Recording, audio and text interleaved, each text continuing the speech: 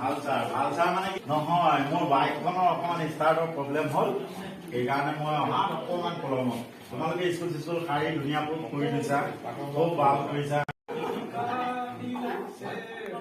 কিন্তু আজিকালি কি হৈছে, বিহু য'তে ত'তে নাচি দিছে, হয়নে নহয়? সাজপাৰৰ কথাটো নাহে, হয়নে? ইমানখিনি কথা কৈছো, তোমালোকক এইখিনি মই পঢ়াই দিছো, তোমালোকে চোৱা। দুগদুগী তুৰিয়া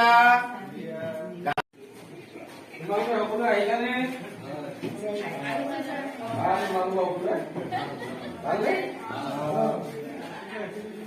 তোমালোকক মই সমজুৱা হিচাপে কেইটামান প্ৰশ্ন দিম। তাৰ ভিতৰত তোমালোকে কি ল'ব বাৰু? তোমালোকে